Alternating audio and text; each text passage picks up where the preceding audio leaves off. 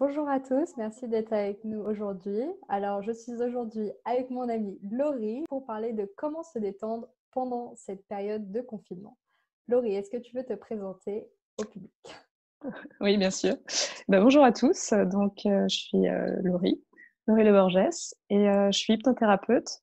Donc j'ai pour habitude d'accompagner les personnes, qui ont des soucis comme des problèmes de stress, d'angoisse, d'insomnie, de confiance en soi, au quotidien, dans mon activité, régulière.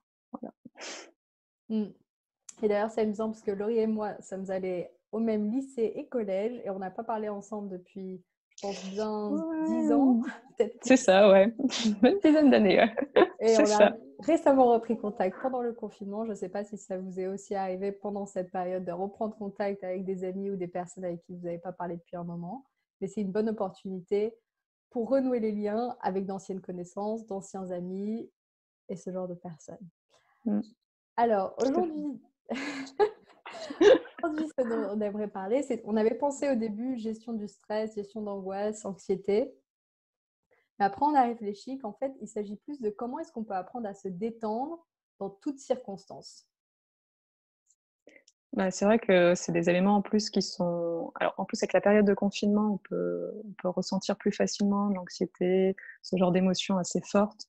On est quand même plus privé de liberté, on est plus, enfermé, face avec des souvent avec des personnes, par exemple, au quotidien ou alors seul. Donc c'est vrai que ces émotions, on s'est dit que ça pouvait être important de pouvoir, les gérer rapidement, les gérer facilement et en toutes circonstances. Donc c'est pour ça qu'on s'est dit que ce webinaire serait sympa de faire sur le côté détente au complet. Absolument. Une des Ouais. choses à laquelle je pense quand on parle d'émotions, c'est que souvent on n'a pas appris comment gérer nos émotions et comment les anticiper, comment les reconnaître au quotidien. Par exemple, on parle souvent d'une émotion, par exemple la colère ou la tristesse, mais est-ce qu'on pense vraiment à comment ça agit sur notre corps? C'est-à-dire où est-ce qu'on ressent les émotions quotidiennement dans notre corps, physiologiquement parlant? Ça, c'est quelque chose que moi, j'ai seulement appris il y a peut-être 2 ans et je me suis rendu compte qu'en fait, on n'apprend pas vraiment à reconnaître nos émotions physiquement parlant. Quand on a un peu cette sensation à la gorge juste avant de pleurer ou cette colère au niveau du ventre, du coup, toutes ces émotions, si on apprend à les reconnaître de manière physiologique, on peut apprendre à mieux les gérer. Et on en parlait justement hier avec Laurie avant le webinaire. Et on s'est rendu compte qu'il y a aussi un aspect pratique sur comment gérer ces émotions au niveau physiologique et mettre un exercice en pratique pour modifier, accepter et changer ces émotions. Mmh. Alors, justement, comme disait Cathy, on en a discuté, hier, il y a un exercice qui est très très intéressant à faire au niveau, des émotions. C'est-à-dire, ça va être de commencer à vous poser plutôt dans une position confortable, de prendre 5 minutes, c'est largement suffisant pour le faire. Alors cet exercice, il peut se faire, soit le matin, soit le soir, soit au moment d'une émotion. Ça, c'est vraiment aussi en fonction des personnes. Il y a des personnes qui aiment bien le faire le matin pour se dire un petit peu, quelle est la météo intérieure, du moment. Quand je me lève, est-ce que je me lève plutôt, en forme ou est-ce que plutôt je suis stressée, je suis tendue? Ça permet de savoir déjà, dès le matin comment on est et Mm. comme ça on peut modifier, on peut changer si on sent qu'il y a des choses qui, nous conviennent pas. Il y en a d'autres, c'est le soir, ils sont plus du soir. Et puis il y en a où c'est vraiment où il y a une émotion à un moment donné qui, comme tu disais Cathy, justement, qui commence à monter, qui nous vient, Mhm. de pouvoir comprendre ce qui se passe. Alors l'idée, c'est de vous poser dans une, position confortable et puis de commencer à balayer votre corps, en fait, de le scanner. Alors ça peut commencer par la tête, il y en a des gens qui préfèrent par les pieds, et puis de commencer à vraiment prendre le temps de descendre ou de monter et de scruter ce qui se passe. D'observer s'il y a des tensions à certains endroits. Parce que, par exemple, si je comm moi, je préfère commencer par le haut. Par exemple, est-ce qu'il y a des tensions au niveau de la tête? Ou est-ce que tout va bien? Est-ce que je suis plutôt bien? Et puis je descends au niveau des joues, par exemple, au niveau de la mâchoire. La mâchoire aussi, c'est une zone qui peut être assez tendue parfois, donc c'est intéressant d'observer ce qui se passe. Mm. De descendre au niveau du cou et par exemple, au niveau du cou, si par exemple j'ai une émotion, comme tout à l'heure tu parlais d'une sensation qu'on peut avoir au niveau de la gorge, d'observer ce qui se passe. Par exemple, il y a des personnes qui vont ressentir peut-être de la colère. Et si c'est une émotion de colère, qu'est-ce qu'on ressent? Qu'est-ce que vous percevez à ce moment-là, au niveau de la gorge? Et par exemple, il y a des personnes qui vont dire: «Bah, tiens, c'est marrant, j'ai l'impression d'avoir une boule un peu dans la gorge». Mm. Comme quelque chose d'un peu, ouais, comme une boule qui est formée. Bah, On d'observer cette identifie. boule. Mm. Ouais, tout à fait. On identifie. Et d'observer cette boule. Par exemple, est-ce qu'elle est petite? Est-ce qu'elle est grosse? Quelle taille elle a? D'observer aussi la couleur. Est-ce qu'elle est plutôt des personnes qui vont dire: «Tiens, moi, j'ai l'impression que c'est une boule rouge, elle est assez grosse. Elle est lourde aussi». Quel est, par exemple, le poids de cette boule? Et puis, est-ce qu'il y a du mouvement? Par exemple, il y a des fois, il y a souvent, il y a un peu de mouvement aussi. C'est rarement complètement, figé, une émotion. Il y a souvent par exemple, une rotation. Puis est-ce que, par exemple, cette boule, elle est plutôt lisse ou elle est plutôt rugueuse? En fait, on se rend compte qu'il y a plein de caractéristiques, en fait, à ce qu'on a comme représentation à l'intérieur de nous-mêmes et que quand on se penche un peu plus dessus, il y a beaucoup d'informations qu'on peut aller récupérer. Ce que je vous propose, c'est vraiment d'aller chercher toutes ces informations, d'aller vraiment prendre les détails. Alors vous allez voir que peut-être au début, il y a des personnes, ça va être très simple à faire et puis il y en a d'autres où ce sera peut-être un peu plus compliqué. Il va falloir s'entraîner un petit peu, le faire plusieurs fois et plus vous allez faire, plus ça va être simple, vous allez repérer beaucoup plus facilement ce qui se passe en vous et vraiment de repérer ça, de repérer cette émotion. Mm. Et on avait parlé aussi d'un point important, Cathy, hier, tu tu me dis, si tu es d'accord avec moi, sur le fait aussi d'être dans l'acceptation de cette émotion au départ. En tout cas, de vraiment être juste là, «OK, j'ai ça, Mm. j'ai cette émotion» et bah, c'est bien d'abord en avant-premier de d'abord l'accepter. Parce que, comme on disait, hier, on a souvent un réflexe, c'est soit on rejette une émotion ou soit on est dans la fuite de cette émotion et on a rarement tendance à automatiquement l'accepter. Absolument, absolument. Et j'aime beaucoup ton exercice parce qu'une fois qu'on a identifié l'émotion au niveau corporel et qu'on a associé une forme ou une couleur avec cette émotion, c'est beaucoup plus simple après de s'en dissocier. On l'accepte d'abord et Mmh. après on s'en dissocie, on observe, on note, après on respire, c'est là que la respiration rentre en compte, on respire et au bout d'un moment, presque tout seul, l'émotion partira. Et aussi un point important, c'est de s'en rendre compte le plus tôt possible. Plus on accepte nos émotions, plus on s'en rend compte tôt, plus c'est simple, entre guillemets, qu'elles partent. Si la colère s'accumule et que c'est de plus en plus gros, c'est comme faire passer un énorme ballon C'est ça. émotionnel. Tout Mais à si on s'en fait. rend compte dès le tout début, dès cette petite pointe de frustration, la mâchoire qui se tente par exemple, moi je me rends compte des fois, ah mes dents se serrent, ouh, c'était quoi? Et en fait des fois, ce qui est intéressant, c'est que ça se passe physiologiquement avant même que ça entre dans nos pensées. C'est-à-dire que d'abord la mâchoire se crispe et ensuite, ah mais ça m'énerve quand il me dit ça, par exemple. Et si on Mmh. arrive à s'en rendre compte avant même que la pensée intervient, bah, ça fait comme un court-circuit. On peut empêcher que la pensée arrive et on anticipe, on fait ah tiens c'est marrant ce commentaire, ah telle réaction physique. J'apprends, je note, j'accepte et ça part. Et en fait ça c'est ce qu'on appelle l'intelligence émotionnelle. En fin de compte c'est identifier nos émotions, apprendre à les gérer et après apprendre à passer d'une émotion à une autre. Donc une fois qu'on a ressenti cette colère, qu'on l'a acceptée, on passe de cet état de colère à un état de paix. C'est quelque chose qui devrait être très courant et qui aide énormément dans la communication, par exemple, ou dans notre vie au quotidien, mais que finalement, on n'a pas vraiment appris à faire dans notre vie. Moi, je m'en rappelle d'avoir pensé quand j'ai appris ça, pourquoi est-ce qu'on n'a pas appris ça à l'école? J'ai eu la même pensée. Exactement. Ça serait beaucoup plus simple dans la vie, pour tout le monde si dès l'école on savait faire ça naturellement. Ça c'est oui, complètement et c'est vrai qu'en plus, il y a je te rejoins tout à fait, il y a le fait de vraiment d'accepter et puis après de pouvoir, en faire quelque chose de cette émotion, de pouvoir soit, bah, l'évacuer. Mm. D'ailleurs dans cet exercice, il y a la possibilité en plus d'aller encore un peu plus loin. Donc il y a la première étape comme on disait tout à l'heure, d'acceptation. Et après, il y a une seconde étape, celle de la modification de ce qu'on est en train d'avoir comme là, je reprends l'exemple de la boule rouge, qui est en mouvement, et qui est au niveau de la gorge. Et ça, c'est vraiment important de pouvoir commencer à modifier après un peu les paramètres que vous avez. Donc Mm. c'est-à-dire la première chose que vous allez pouvoir faire, tester, c'est par exemple, imaginez que vous la déplacez cette boule dans une autre partie de votre corps. Si par exemple, vous commencez à la déplacer dans un doigt, par exemple. Qu'est-ce que ça qu'est-ce qui se passe en vous? Qu'est-ce que ça change? Vraiment observer ce qui se passe à l'intérieur de vous. Vous allez voir que c'est pas la même chose d'avoir une boule au niveau de la gorge que si, par exemple, elle est dans un doigt Mm. et ça modifie déjà beaucoup de choses, beaucoup de perceptions à l'intérieur de soi-même. Et il y en a d'autres personnes qui vont même aller jusqu'à la mettre à l'extérieur, la dissocier, comme tu disais. La mettre carrément à l'extérieur, par exemple, on peut la mettre en face de soi pour l'observer, déjà avoir un autre point de vue, un autre angle. C'est pas la même chose non plus quand on a une boule qui est en face de nous que quand elle est à l'intérieur de nous-mêmes, dissociée. Et là, quand vous l'avez en face de vous, il peut y avoir des choses hyper intéressantes aussi à faire. C'est de commencer à modifier les paramètres de ce que vous avez repéré, par exemple. Ça peut être la couleur. Qu'est-ce qui se passe si ça passe en jaune, par exemple? Qu'est-ce que ça change aussi? Vous allez rendre compte que des fois, il y a des choses qui deviennent plus agréables. Des fois, par contre, ça devient plus désagréable encore. Ça arrive aussi. Mais c'est intéressant aussi de tester. Vous pourrez changer, par exemple, on parlait de la couleur, mais ça peut être aussi le sens de la rotation. Vous commencez à changer le sens de la rotation pour l'amener dans l'autre sens.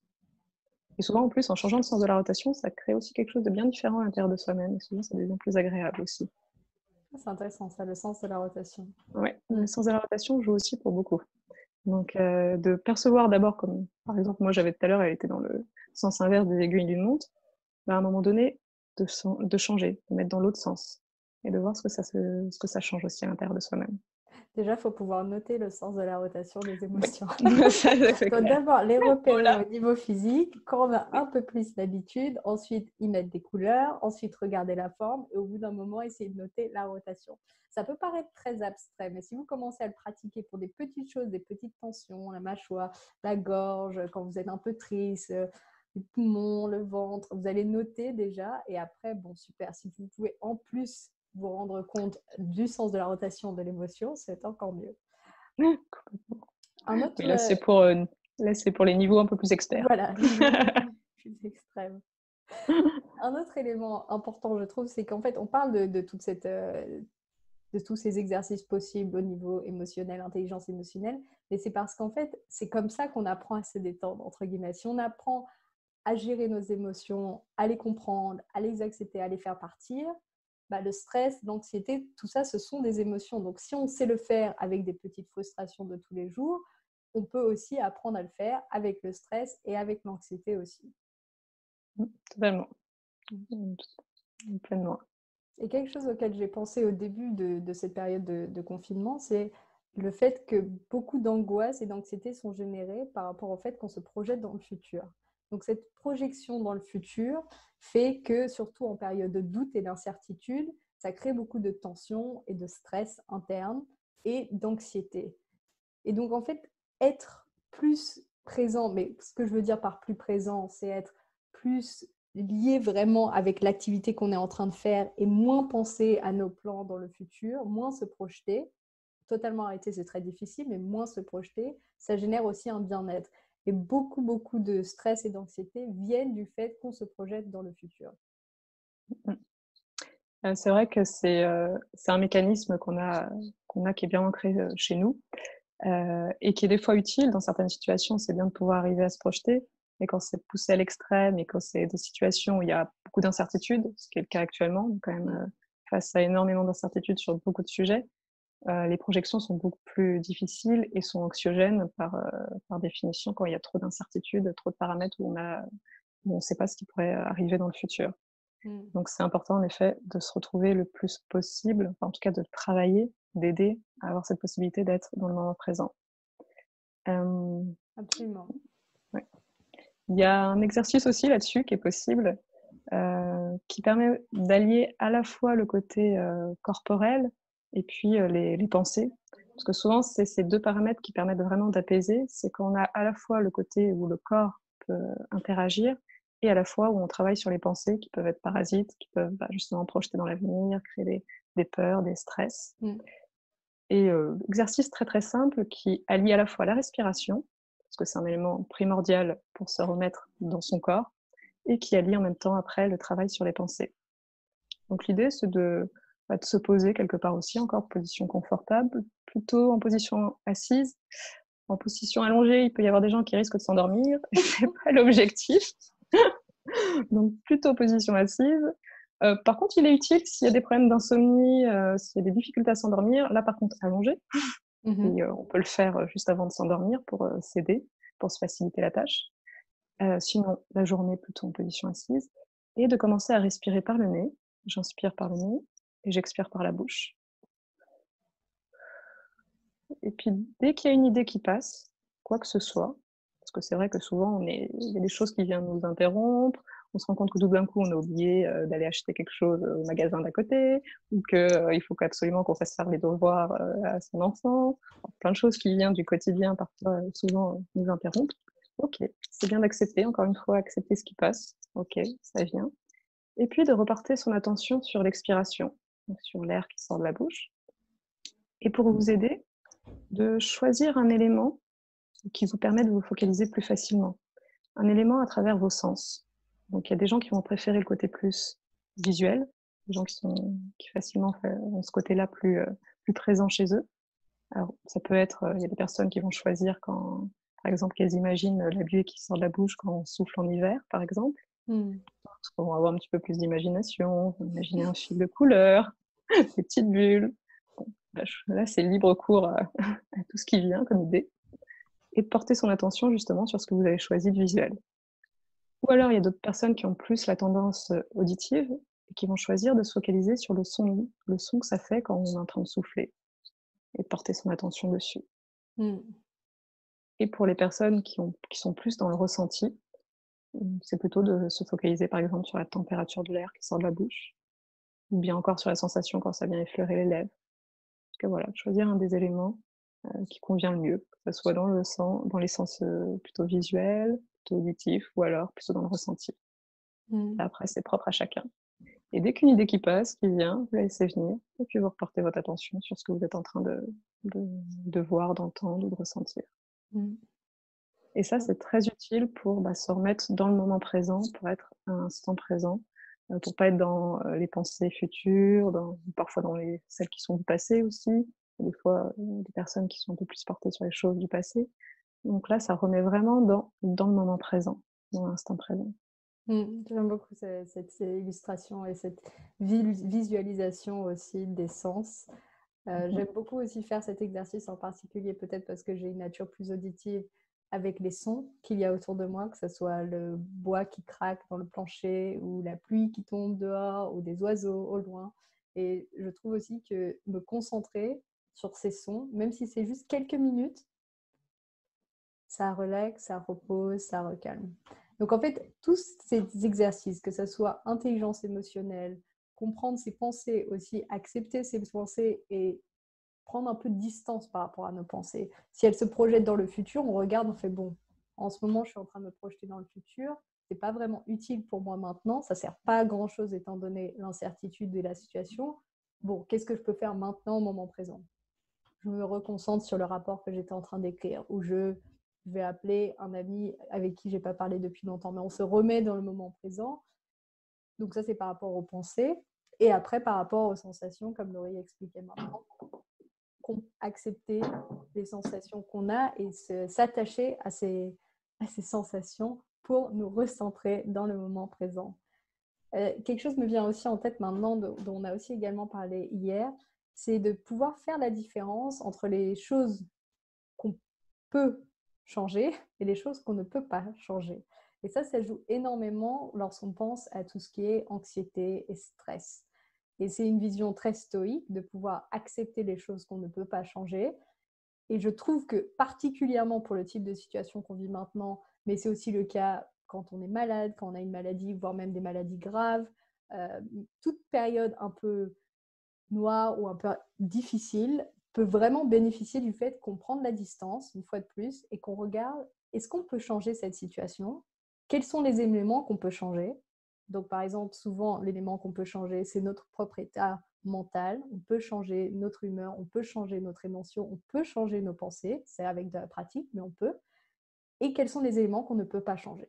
Donc, par exemple, les règles maintenant du confinement, on ne peut pas changer. Mais on peut changer tous les jours qu'est-ce qu'on prend comme action, comment on agit. Par exemple, appeler Laurie et on fait un webinaire ensemble. Ça, on peut le contrôler. On ne peut pas contrôler comment ça se passe. Si on voulait voyager, par exemple, maintenant, on ne peut pas. Donc, pouvoir faire vraiment la différence entre ce qu'on peut changer et ce qu'on ne peut pas.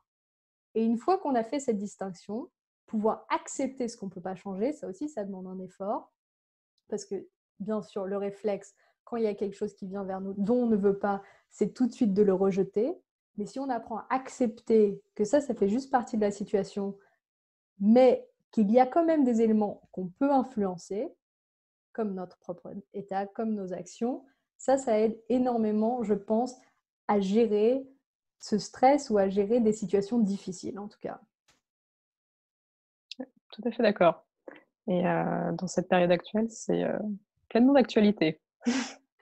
C'est un bon exercice d'entraînement, cette période. Et si on s'entraînait un peu avant, ça nous aide encore plus parce qu'au moins, on a déjà de l'entraînement et c'est comme ça, c'est le niveau 2. Moi, c'est comme ça que je l'ai vu au début du confinement. Je fais bon, tu as la pratique de quand ton train a du retard, tu n'es pas de mauvaise humeur. Maintenant, comment tu fais quand tu es bloqué à l'intérieur pendant des mois? Et en fait, c'est aussi une espèce de paix intérieure de pouvoir voir que ces éléments qu'on ne peut pas influencer, en fait, bah, ils sont juste là. Et c'est tellement plus simple si on les accepte. En fait, ça fait tellement plus de joie et de paix interne si on accepte, c'est comme ça. Pour les choses qu'on ne peut pas changer. Je ne veux pas dire être réactif pour les choses qu'on peut changer, juste faire bon, tant pis, je ne peux rien y faire. Non, il y a beaucoup de fois où on peut faire quelque chose. Mais dans les fois où vraiment c'est totalement hors de notre contrôle, on accepte et on avance sur d'autres sujets. Tout à fait d'accord. C'est vraiment important de faire la part des choses, parce que c'est aussi bien, ça peut être dans les événements, ça peut être aussi chez les autres. On n'a pas non plus de contrôle, complètement. On peut interagir, on peut agir, mais on a quand même toujours des limitations aussi par rapport aux autres. Donc et c'est valable aussi avec les personnes avec qui, bah, on vit, notamment en plus, dans cette période de confinement, on est, beaucoup plus, collés serrés avec, nos proches, pour beaucoup de personnes en tout cas. Donc c'est aussi cette acceptation de qu'il y a des choses qu'on ne peut pas non plus contrôler complètement et que, ça nous permet de vraiment se soulager d'un poids si on l'accepte. Et parce que pour beaucoup de personnes, sinon c'est très pesant, très très lourd, aussi bien pour elles-mêmes que parfois aussi pour les autres, parce que ça peut créer de nombreuses tensions. Mm. Donc en acceptant ça, ça permet vraiment de soulager d'un poids, à soi-même et puis, et les autres. Mm. C'est exactement ça, ça soulage d'un poids. Je ne vois pas d'autre façon de le dire mieux.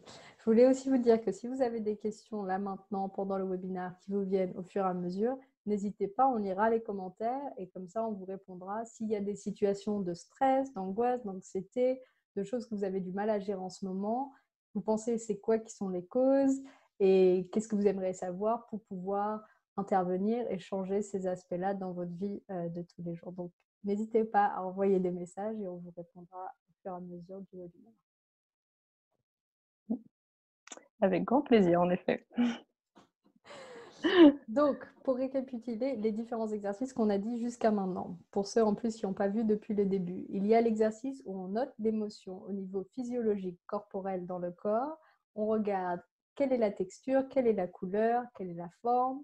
Et si on peut, on essaye de la déplacer dans notre corps, voire même de la sortir et d'observer cette émotion. Et ça fait partie de donc l'intelligence émotionnelle, comprendre ses émotions, les accepter et les transformer si besoin.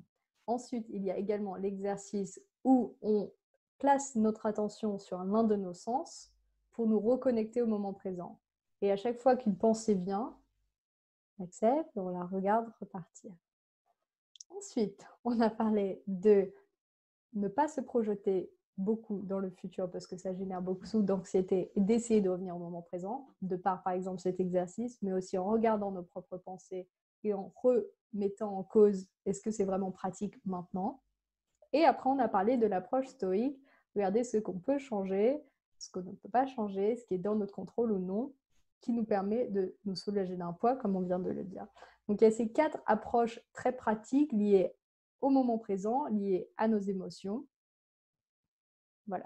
Donc, ça, c'est comment 4 éléments pratiques à mettre en place tous les jours pour pouvoir nous recentrer, en fait. Finalement, c'est ça. Et il y a vraiment un point aussi là que tu viens de dire qui est important, c'est en effet la régularité. Le fait de le mettre tous les jours en action, c'est vraiment quelque chose qui va faire la différence. Parce que des fois, il y a beaucoup de personnes attendent que l'émotion désagréable se pointe et puis prenne de plus en plus d'ampleur. Et là, c'est beaucoup plus difficile, comme tu disais tout à l'heure, de gérer quand ça a vraiment pris toute sa place.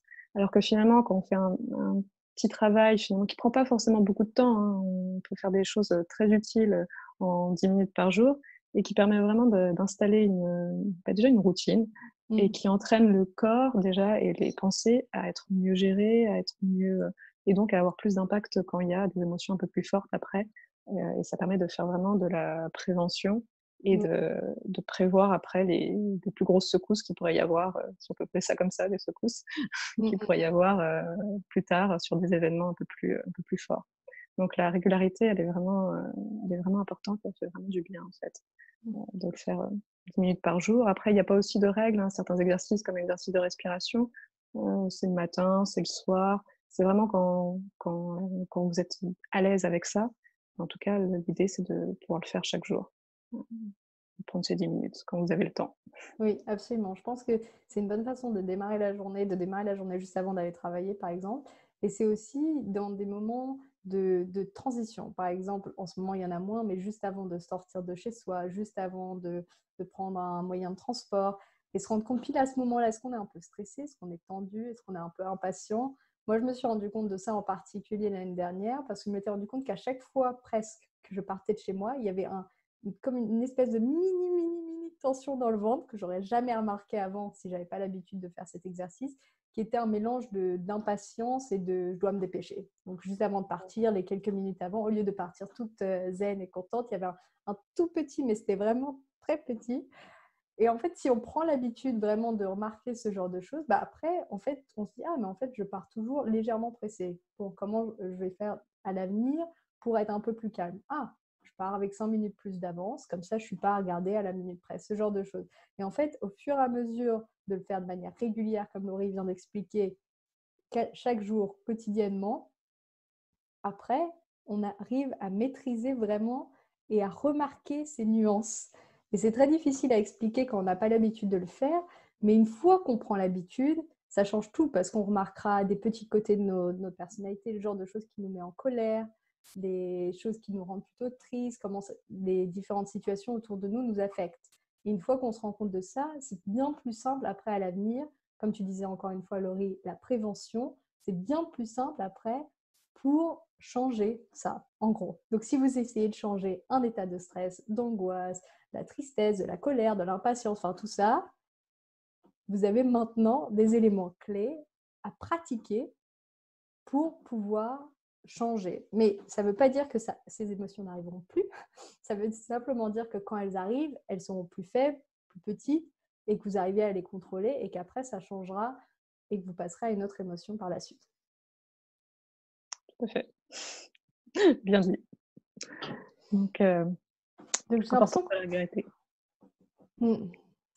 J'ai l'impression qu'on a couvert quand même déjà donc, les 4-5 points que je viens de résumer qui sont quand même clés et importants. Est-ce que vous avez des questions une fois de plus maintenant à répondre concernant soit les différents exercices, s'il y a des points à éclaircir, soit concernant, une fois de plus, gérer votre stress, votre angoisse ou des émotions au quotidien qui sont peut-être difficiles pour vous. On va attendre quelques instants. Mmh. Et en attendant, je voulais juste peut-être que Laurie t'explique la différence dont on a parlé hier entre stress et angoisse, ou stress et anxiété plutôt, parce Anxiété. qu'il y avait Ouais. quand même une nuance. Donc je pense que ça, c'est quelque chose qu'on ne comprend pas forcément. Donc si tu pouvais expliquer la différence entre les deux. Oui, complètement. Alors souvent on a il y a le stress qui arrive, en fait le stress c'est plus quelque chose de physiologique. Ça arrive souvent par exemple quand on a des, conditions assez extrêmes, soit physiques, ça peut être aussi par exemple par rapport à un manque d'alimentation, par rapport à un manque de repos, des problèmes de sommeil où on dort peu, où le corps finalement est sous tension et donc va réagir face aux tensions physiques et va donc se mettre, sous tension encore plus pour pouvoir assurer une forme de stabilité, physique et continuer à fonctionner, de manière la plus efficace possible.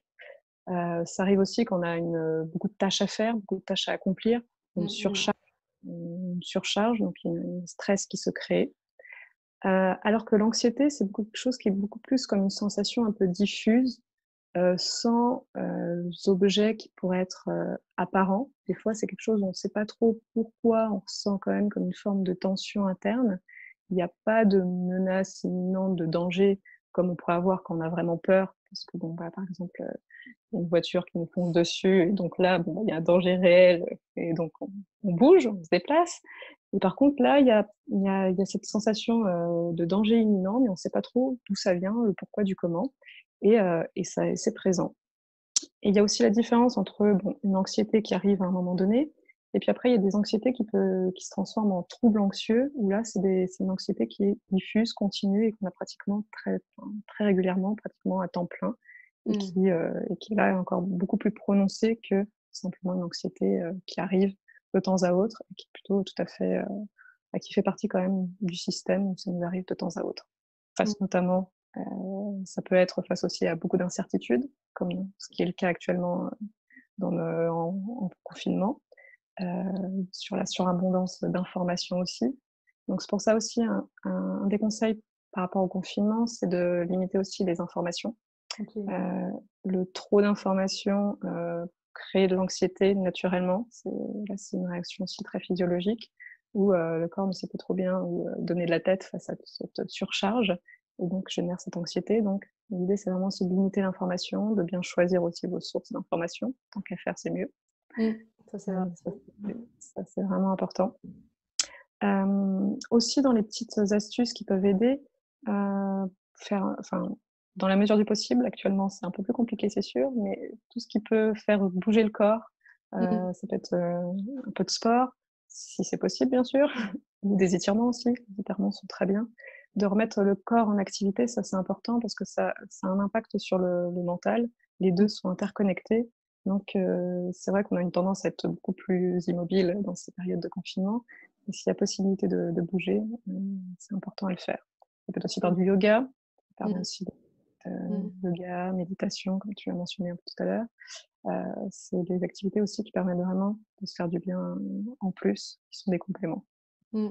Et je pense qu'un aspect important que tu es en train de partager maintenant, c'est aussi les bénéfices qu'il y a de prendre soin de soi. Et en fait, faire du sport finalement et notre alimentation et le sommeil et toutes ces choses qu'on sait tous mais que pas tout le monde met en pratique, c'est finalement juste prendre soin de notre bien-être. Et plus on prend soin de nous-mêmes, plus on est apte à prendre soin des autres. Et c'est toujours comme ça. Si on n'a pas bien dormi, qu'on mange très mal et qu'on est extrêmement stressé, on n'aura pas de ressources, on n'aura pas l'énergie pour aller aider d'autres personnes, que ce soit nos clients, nos amis, la famille. Et en fait, c'est pour ça que c'est numéro un, c'est vital. Et sacrifier son sommeil, par exemple, ou sacrifier une bonne nutrition, ou même ne pas faire de sport, c'est, ça a des conséquences genre vraiment énormes sur le long terme, en tout cas. Et en fait, c'est pour ça que c'est l'aspect primordial. Et lié à ça, maintenant, comme on a parlé tout à l'heure, il y a aussi gérer ses émotions. Parce que c'est pas juste dormir, bien manger et faire un peu de sport, c'est aussi gérer ses émotions, gérer ses pensées, rester centré, apprendre à se connaître, à voir quels sont les types de situations qui provoquent en nous différentes émotions et comment est-ce qu'on les gère et progresser sur tous ces différents aspects pour finalement être bien et être bien en toutes circonstances. En fait, c'est ça. C'est ça qui demande énormément de pratique. Bien sûr, dans des situations très graves, il y a quelques semaines où il y a un processus qui se met en place pour se remettre de situations difficiles, mais grosso modo, 90% du temps, être vraiment bien. Et c'est possible. Non, je pense que Laurie, tu es d'accord avec moi qu'on Je peut. suis d'accord, il y a beaucoup de choses qui viennent avant tout de notre, état d'esprit, comme tu mentionnais, tout à l'heure. De notre manière de porter le regard sur les choses qui nous arrivent et de savoir prendre du recul. Alors bien sûr, ça s'apprend et ça se travaille, notamment, bah, avec l'exercice qu'on vous propose. C'est pas inné, c'est pas on a tous des émotions et il y en a certaines, c'est normal d'en ressentir aussi. Les émotions font partie aussi de notre mode de fonctionnement et elles sont importantes à avoir à certains moments et elles sont importantes de pouvoir s'exprimer aussi et après, c'est pouvoir aussi la différence, c'est qu'avec ces exercices, ça permet de pouvoir après les regérer, les rediriger vers ce qu'on a envie et pas rester non plus dans un cercle, enfin dans un cycle, continu d'une émotion désagréable qui pourrait être, dommageable pour nous-mêmes et puis pour notre entourage. Donc c'est Absolument. vraiment mmh, et parce que nos émotions, bah, en fait, finalement, c'est nous-mêmes qui pouvons les gérer, qui pouvons avoir, le maximum de contrôle dessus, là-dessus. Comme on disait tout à l'heure, il y a des choses où on n'a pas de contrôle, mais par contre nos émotions, c'est largement possible de pouvoir les gérer. Absolument. Et ça, je pense que c'est un très bon point sur lequel conclure maintenant. C'est vraiment cette distinction entre les influenceurs, les aspects externes, donc les situations, les circonstances, et comment on le gère de manière interne. Et finalement, ce qu'on pense souvent, c'est que nos émotions sont dues à ce qui se passe. Ah, maintenant, il y a confinement, donc je suis de mauvaise humeur ou frustrée. Mais en fait, c'est la situation, les circonstances arrivent, ça génère un espèce de moment où quelque chose se passe et on ressent une certaine émotion. Mais après, on a les compétences et la possibilité pour changer cette émotion. Donc, instinctivement, on associe directement le lien entre ce qui se passe à l'extérieur et comment nous, on le ressent. Mais en fait, après, c'est à nous d'en faire ce qu'on veut de ces émotions. Et on ne dépend pas, et c'est là la beauté, une fois qu'on arrive à lâcher prise de ce qu'on ne peut pas contrôler, c'est qu'on ne dépend pas de ces situations externes. Et une fois qu'on arrive vraiment à voir que bon, qu'il pleuve un jour ou qu'il fasse beau un autre jour, on arrive quand même à être bien centré, c'est là qu'après on peut monter à un espèce d'autre niveau de conscience et à un niveau où on n'est pas réactif à notre environnement autour de nous, mais on devient plus actif et on prend en main nos émotions, nos pensées, notre vie, notre futur et tout le reste. En gros. Bien résumé. Tout à fait, bien résumé en effet, Cathy. Bon, en tout cas, Ça me merci. paraît, Oui. je disais juste, ça me paraît un bon mot de conclusion. Oui, et on prend en main toute notre vie juste comme ça. Mais c'est ça, parce que si on sait gérer nos pensées et nos émotions, après, peu importe ce qui se passe, plus ou moins. Tout à fait. C'est ça. C'est le plus important, c'est le plus. Bon, en tout cas, merci à tous d'avoir été là avec nous aujourd'hui. Je mets Merci beaucoup. Merci à toi, Laurie. Je mets dans les commentaires le lien vers le questionnaire. On va peut-être le copier et coller directement. Et oui, le questionnaire, du coup, si vous voulez avoir le replay du webinaire aujourd'hui, et aussi si vous êtes intéressé par une séance avec Laurie en hypnothérapie avec une réduction ou une séance de coaching avec moi aussi en réduction. Et sinon, n'hésitez pas à nous écrire. Je note mon site web et Laurie, tu peux noter aussi le tien dans les commentaires. Ouais. Si vous voulez nous écrire directement.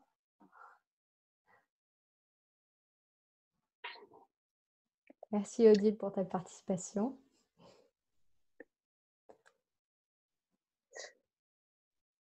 Sinon, je peux le noter, hein, Laurie, le site, si tu préfères. Ouais, je vais bientôt...